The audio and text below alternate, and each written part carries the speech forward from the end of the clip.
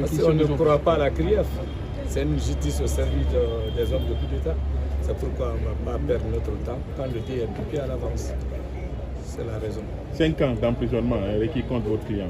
Bon, vous savez, le ridicule ne tue pas. Et vous avez écouté comment l'État titubait pour pouvoir justifier les 15 milliards. Ce signal, c'est dans le dossier de la procédure à l'instruction. Les 15 milliards là, c'est le fonds Mamri. Et le fonds Mamri, pendant la passation, pour que Mamri soit à la disposition de la présidence, contre décharge de cahier de charge, il y avait 12 milliards à la Banque centrale, qui est vérifiable. Et les 3 milliards qui ont été envoyés au fonds Agnès, c'est par appel d'offres. L'actuel ministre de l'énergie avait une société privée qui a bénéficié du marché. Allez-y le demander. C'est lui qui a reçu les 3 milliards, qui sert alors à la même transition. Si on demande le fonds là, à Kassori, et à la place du fonds Mamri, qui est une entreprise publique qui a le conseil d'administration, il n'est pas le gérant. À la place d'un premier ministre, un montant ordonné, je crois que c'est purement politique.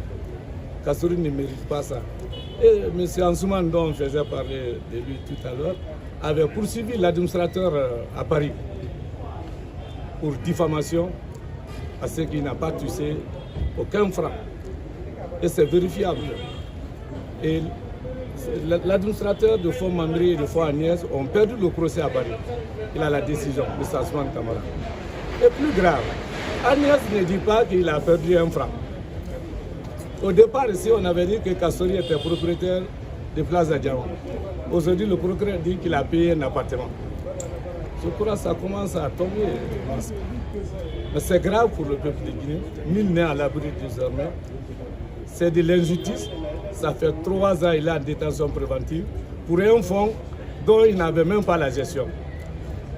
Et on demande à Kassori, qui a servi ce pays pendant 40 ans, de justifier sa pauvre maison à Lambagne. Il n'a qu'une seule maison. 40 ans de service public, qui a une société d'audit aux États-Unis. Je crois que c'est grave et c'est méchant. C'est même inhumain, surtout qu'il est malade.